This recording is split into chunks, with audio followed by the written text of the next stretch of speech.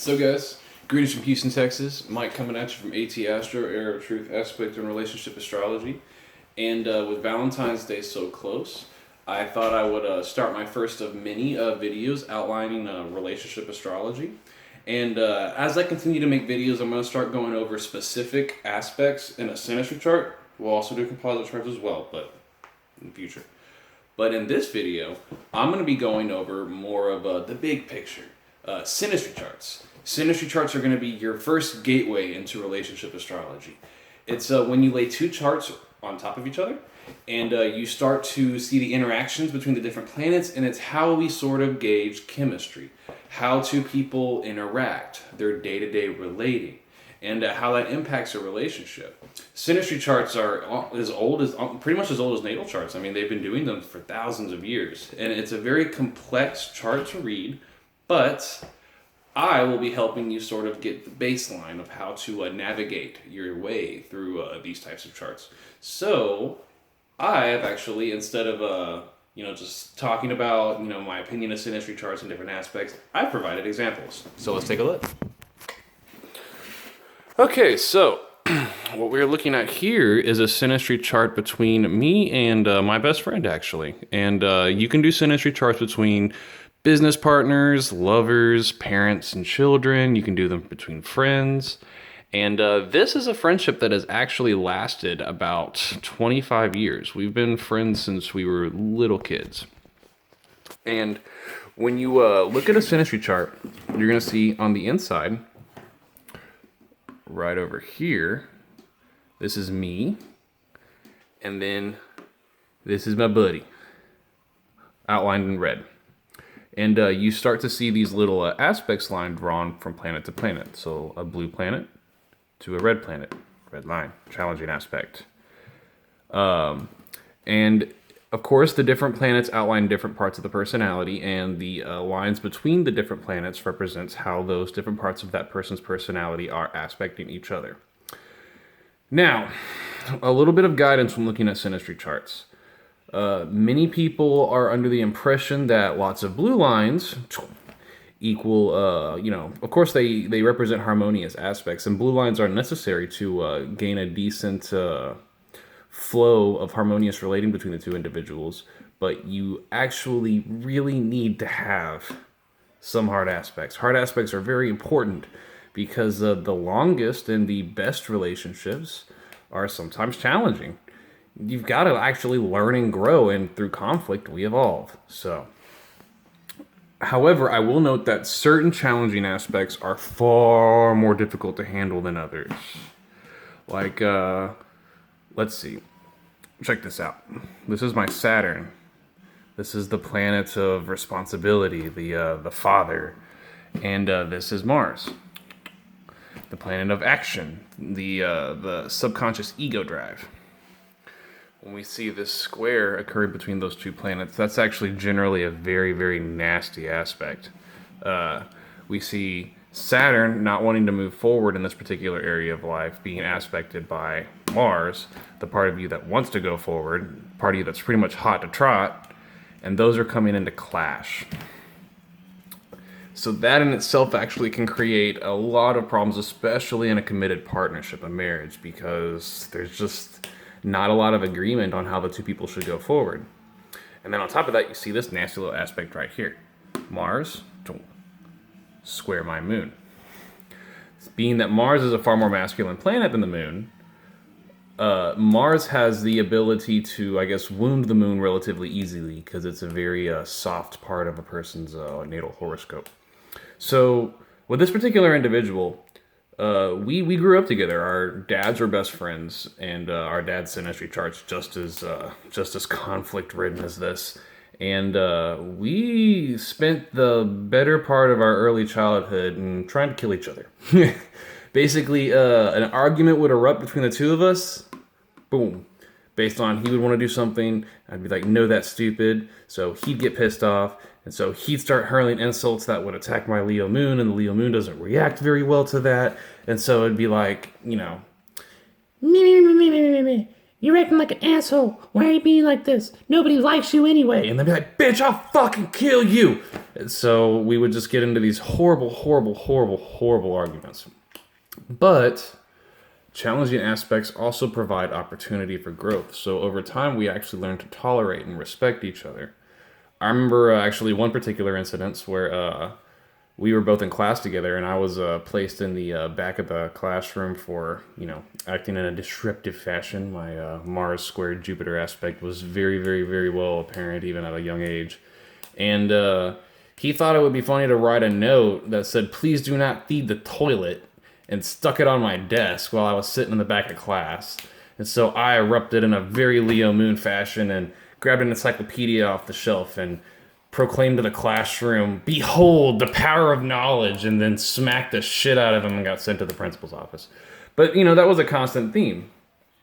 But you also see all these positive aspects between the two of our personalities that we are able to sort of rely on to help build our friendships. See, Venus with a nice trine to Mercury. So, his communication style, very much complicated. It was complicated what I find appealing in my values. And then we also see this Pluto conjunct Venus aspect, which is far more pronounced and intense in relationships. And I will be doing a video on Venus conjunct Pluto because that shit is no joke. I've experienced it many times. But it can be a very, very binding aspect because through conflict, there is transformation. And so all the conflicts ignited by these crazy hard aspects would be resolved over time through the conflict ignited by this Pluto conjunct Venus aspect, because it's just the funny thing about that aspect is y'all get into arguments, y'all fight, but at the end of the day, y'all transform and transcend the situation over time. Also, on top of that, the North Node. It's a very, very, very magnetic point of anybody's natal chart. Exactly conjunct my sun. And when that happens, that's any close contacts to the North Node are very binding, incredibly binding between two individuals. It's almost as if I shined a light on his path to karmic growth. And very interesting. Now, I'm not necessarily going to go as much into house overlays on this particular chart, because it's important in any synastry chart, but we'll go over it in this next chart that I'm actually about to pull up right now. See, this is a chart between two individuals that are just friends. This is a relationship chart. This actually definitely evolved into something far more than friends. Now, when you're looking at relationship compatibility, you can't really define compatibility by the synastry overlay. What you can do is identify particular day-to-day struggles and between the two individuals, and you can also sort of figure out how the two people feel about each other. So take this for instance. We have the moon in Gemini over here, and we have the moon in Leo over here. Perfectly sextile to each other. Exactly. That means that the emotional needs, the moon represents the emotions, may not be exactly the same, but they are complementary. The sextile is a very complementary sort of bond between the moons. Even more striking is the angles. So the ascendant is a part in anybody's chart that it's where they express the whole personality, all bundled up and just expressed through this one little thick line. Well, his ascendant and her moon exactly conjunct. Double whammy. Moon, ascendant. When you see that happening, that's a very powerful contact in synastry, because and it doesn't necessarily have to be conjunct either. It could be moon trine the ascendant or moon sextile the ascendant. But when that happens, the moon person feels very instinctively put at ease by the outward mannerisms of the ascendant person. And when you have that going both ways, double whammy aspects like that are an absolute godsend. Now, on the other hand, we have this clusterfuck right here. And like I said, Pluto conjunct Venus is nothing to snark at. When you see that occurring in a relationship between two people, it can be incredibly passionate, but at the same time, incredibly volatile. And that's the thing, is volatility and passion are oftentimes something that's necessary in a relationship to make it even appealing.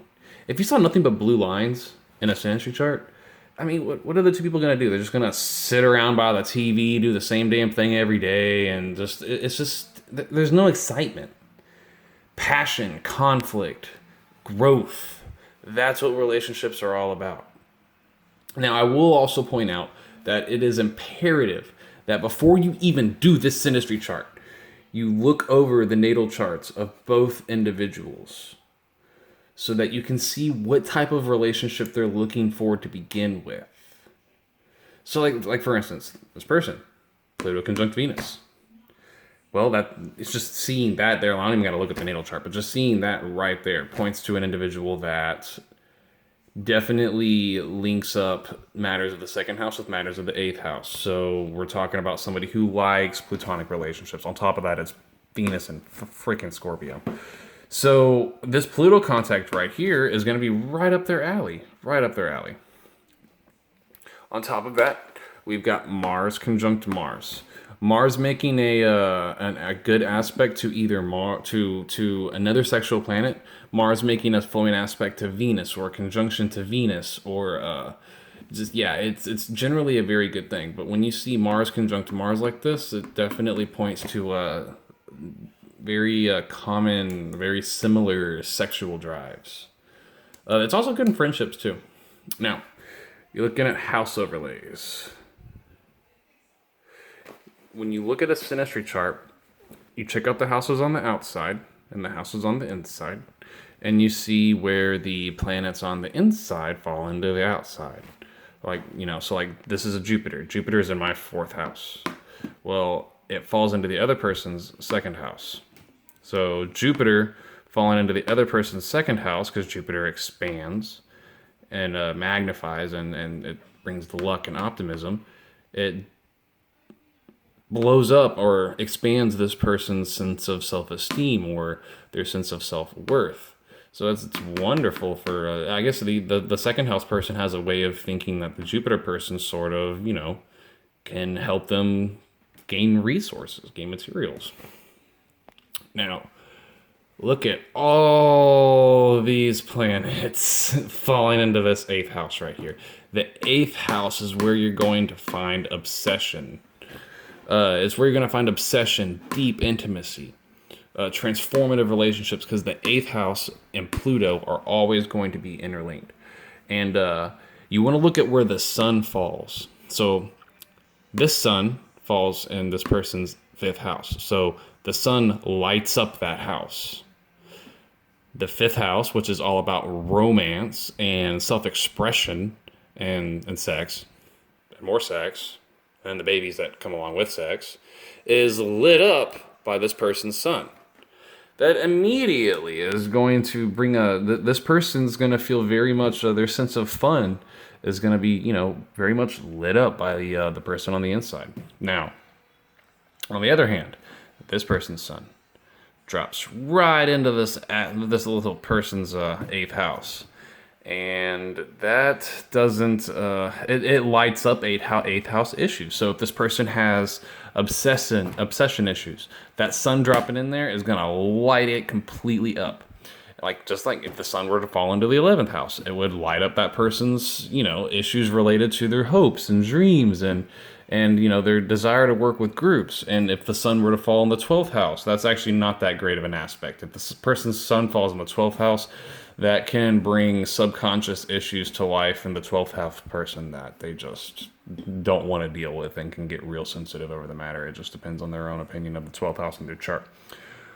So you kind of have to take all of this into account. Also, Juno is really, really, really, really important in determining marriage compatibility, because Juno in a person's natal chart represents the type of partner that they need, not necessarily the one that they find attractive, but the type of marriage partner that they really need. or in a woman's chart, it has a lot to do with how they act. But it can be a little bit of both. So just to see, Juno conjunct the North Node, that's a very, very good aspect, because that person's obsessive drive towards fulfilling their destiny is very much in line with the other person's view of commitment. Also, we've got Venus making a relatively loose conjunction to Juno. And it's Juno and Scorpio. Holy shit. But the Venus person, their aesthetic appeal, their Venusian qualities are very, very much in line with the or with the Juno person's idea, or not idea, but of what that Juno person really needs.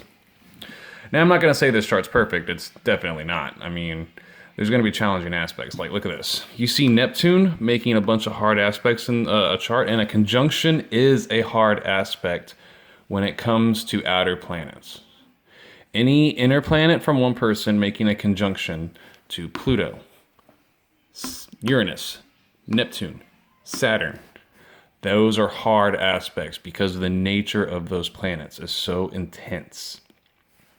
So, you just keep that in mind. Like Pluto conjunct Venus, it's a hard aspect. Neptune conjunct the Sun, hard aspect. Very hard aspect.